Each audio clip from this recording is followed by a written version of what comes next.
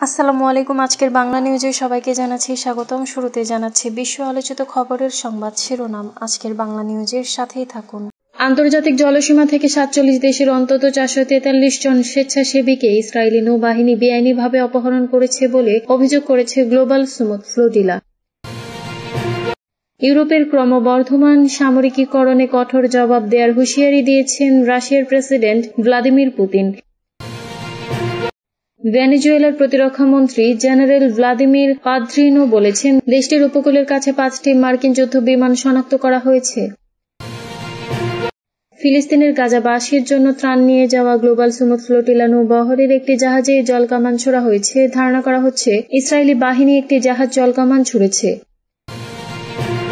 ভয়াবহ পানি সংকট, অতিরিক্ত জনসংখ্যা চাপ ও ভূমিধসের হুমকির কারণে রাজধানী তেহরান থেকে প্রশাসনিক কেন্দ্র সরিয়ে নেওয়ার ঘোষণা দিয়েছেন ইরানের প্রেসিডেন্ট মাসুদ পেজিশকিয়ান।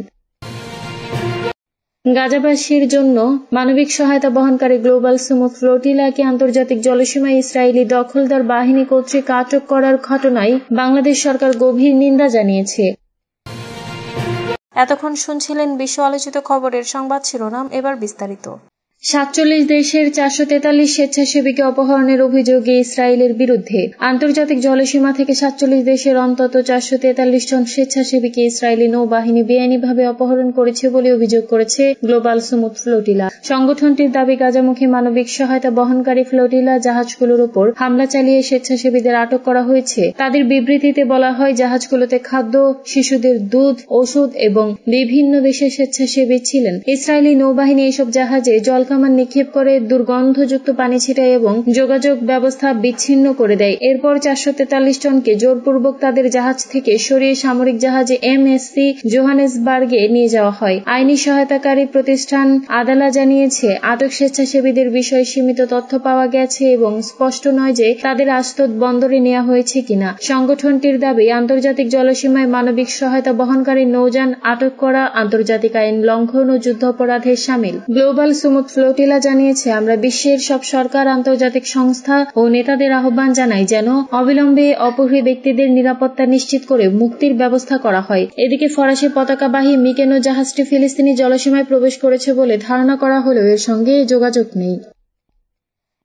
জার্মান সেনাবাহিনী শক্তিশালী করার ঘোষণায় করা মন্তব্য পুতিনের। ইউরোপের ক্রমবর্ধমান সামরিকীকরণে কঠোর জবাব দেওয়ার হুঁশিয়ারি দিয়েছেন রাশিয়ার প্রেসিডেন্ট ভ্লাদিমির পুতিন। তিনি অভিযোগ করেছেন, সব ন্যাটো দেশই এখন রাশিয়ার সঙ্গে যুদ্ধে লিপ্ত এবং তারা আর তা লুকাচ্ছে না। বৃহস্পতিবার 2 অক্টোবর রাশিয়ার দক্ষিণাঞ্চলীয় শহর সোচিতে পররাষ্ট্রনীতি বিষয়ক এক ফোরামে দেওয়া বক্তব্যে পুতিন বলেন, তারা ন্যাটো নিজেরাই বিশ্বাস করে না যে রাশিয়া ন্যাটোতে হামলা চালাবে। যদি সত্যিই বিশ্বাস করে তবে তারা অবিশ্বাস্যভাবে অযোগ্য, আর যদি না বিশ্বাস করে তবে তারা কেবল অসৎ। ইউরোপের সামরিকীকরণ প্রসঙ্গে পুতিন বলেন, ইউরোপ ক্রমাগত সামরিক সক্ষমতা বাড়াচ্ছে এবং এর দ্রুত জবাব দেবে রাশিয়া। তিনি উদাহরণ টেনে বলেন, জার্মানিতে বলা হচ্ছে তাদের সেনাবাহিনী ইউরোপের সবচেয়ে শক্তিশালী বাহিনী হবে। খুব ভালো, আমরা সেটা শুনেছি এবং এর মানে দেখেছি। তার দাবি, ইউরোপ ইচ্ছাকৃতভাবে উত্তেজনা বাড়াচ্ছে যাতে সামরিক ব্যয় বাড়ানো যায়। শান্ত হন, রাশিয়া কোনো হুমকি নয়, এমন বার্তাও দেন তিনি। 2022 সালে ইউক্রেনে আক্রমণের পর থেকে রাশিয়া ইউরোপীয় ইউনিয়ন সম্পর্ক তলানিতে নেমে গেছে। প্রেক্ষাপটে পুতিন বলেন, ইউক্রেন ও ন্যাটো মিত্ররা ইচ্ছাকৃতভাবে অভিযোগ করেছে যে রাশিয়া অন্য দেশের আকাশসীমা লঙ্ঘন করেছে, তবে মস্কো এসব অভিযোগ অস্বীকার করে। পুতিনের মতে, সব ন্যাটো দেশই এখন আমাদের সঙ্গে যুদ্ধ করছে। গোয়েন্দা তথ্য দেওয়া ও অস্ত্র পাঠানোর মাধ্যমেই তারা বাস্তবে যুদ্ধে অংশ নিচ্ছে।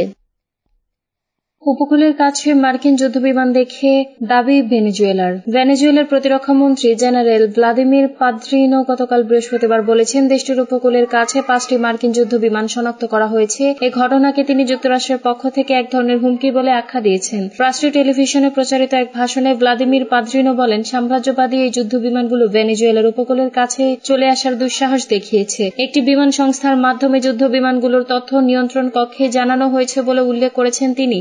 যুক্তরাষ্ট্রের প্রতিরক্ষা মন্ত্রণালয় এই বিষয়ে মন্তব্যের অনুরোধে তাৎক্ষণিকভাবে সাড়া দেয়নি। পরে এক বিবৃতিতে ভেনেজুয়েলার সরকার বলেছে, কলম্বিয়ার বিমান সংস্থা অ্যাভিয়ানকা জানিয়েছে, ভেনেজুয়েলার উপকূল থেকে প্রায় 75 কিলোমিটার দূরে যুদ্ধ বিমানগুলো দেখা গেছে। অ্যাভিয়ানকা মন্তব্যের অনুরোধে তাৎক্ষণিকভাবে সাড়া দেয়নি। বিবৃতিতে ভেনেজুয়েলার সরকার যুক্তরাষ্ট্রের যুদ্ধমন্ত্রী পিটার হেগসেথের প্রতি আহ্বান জানিয়ে বলেছে, তিনি যাতে অবিলম্বে তার বেপরোয়া ও যুদ্ধংদেহী মনোভাব থেকে সরে আসেন। এই মনোভাব ক্যারিবীয় অঞ্চলের শান্তি বিঘ্নিত করেছে। গ্লোবাল সমুদ্র ফ্লোটিলার জাহাজে জলকামান ব্যবহার করেছে ইসরায়েলি বাহিনী। ফিলিস্তিনের গাজাবাসীর জন্য ত্রাণ নিয়ে যাওয়া গ্লোবাল সমুদ্র ফ্লোটিলা নৌবহরের একটি জাহাজে জলকামান ছোড়া হয়েছে। ধারণা করা হচ্ছে ইসরায়েলি বাহিনীর একটি জাহাজ জলকামান ছুড়েছে। গতকাল বুধবার প্রকাশিত একটি ভিডিওতে এমন দৃশ্য দেখা গেছে। নৌবহরে মিকেনো নামের একটি জাহাজে থাকা অধিকার কর্মী মোহাম্মদ হুজেফে কুকুকাই তেকিন জানিয়েছেন, ইসরায়েলি সামরিক জাহাজটি প্রায় 10 মিনিট অনুসরণের পর তাদের জাহাজের কাছে এগিয়ে আসে। এরপর জাহাজে থাকা অধিকার কর্মীদের ও তাদের সঙ্গে থাকা সামগ্রীগুলো ভিজিয়ে দেয়। ভিডিওতে কুকুকাই তেকিন বলেন, আমাদের জাহাজ ও সমস্ত সামগ্রী ভিজে গেছে। তারা প্রায় 10 মিনিট পানি ছিটিয়েছে। তারা আমাদের ইঞ্জিন বন্ধ করতে বলে, কিন্তু আমরা আমাদের যাত্রা অব্যাহত রেখেছি। তবে আমাদের কিছু বন্ধুর প্রচন্ড ঠান্ডা লেগেছে। কয়েকজন নারী কর্মী কষ্টকর অবস্থায় আছেন। কুকুকাই তেকিন আরো বলেন, তারা আমাদের উপর হাত তুলতে বলে। 10 থেকে 12 মিনিট পর তারা সরে যায়। ভিডিওতে দেখা জাহাজটির নাম মিকেনো। এটি রয়টার্স নিশ্চিত করতে পেরেছে। এর আগেও কুকুকাই তেকিন ওই জাহাজ থেকে লাইভ ভিডিও আপলোড করেছিলেন। রয়টার্স আরো নিশ্চিত করেছে, প্রতিটি ক্লিপে একই কণ্ঠ শোনা যাচ্ছে, তবে ক্লিপগুলো কখন কোথায় রেকর্ড করা হয়েছে তা নিশ্চিত হওয়া যায়নি। উল্লেখ্য, গ্লোবাল সমুদ্র ফ্লোটিলার একটি বাদে সব জাহাজই আটক করেছে ইসরায়েল। ইসরায়েলের পররাষ্ট্র মন্ত্রণালয় দাবি করেছে, যুদ্ধক্ষেত্রে প্রবেশ করা বা আইনসম্মত নৌ অবরোধ লঙ্ঘন করার ব্যর্থ চেষ্টা দেওয়া হয়েছে। পানি সংকটে রাজধানী সরাচ্ছে ইরান। ভয়াবহ পানি সংকট, অতিরিক্ত জনসংখ্যার চাপ ও ভূমিধসের হুমকির কারণে রাজধানী তেহরান থেকে প্রশাসনিক কেন্দ্র সরিয়ে নেওয়ার ঘোষণা দিয়েছেন ইরানের প্রেসিডেন্ট মাসুদ পেজেশকিয়ান। তার ভাষায়, এই সিদ্ধান্ত আর বিকল্প নয়, বরং এখন বাধ্যবাধকতা হয়ে দাঁড়িয়েছে। বৃহস্পতিবার হরমুজগান প্রদেশ সফরে গিয়ে প্রেসিডেন্ট পেজেশকিয়ান বলেন, তেহরান, কারাজ ও কাজভিন সহ আশপাশের অঞ্চলে পানি সংকট চরমে পৌঁছেছে। 1 দশকেরও বেশি সময় ধরে সমস্যা চললেও কার্যকর সমাধান হয়নি। তিনি জানান, রাজধানী স্থানান্তরের প্রস্তাব গত বছরই সর্বোচ্চ ধর্মীয় নেতা আয়াতুল্লাহ আলী খামেনির কাছে তোলা হয়েছিল। যদিও সে সময় সমালোচনা হয়েছিল, তবে এখন আর দেরি করা সম্ভব নয়। ফ্লোটিলা সদস্যদের আটক, ইসরায়েলের বিরুদ্ধে বাংলাদেশের নিন্দা।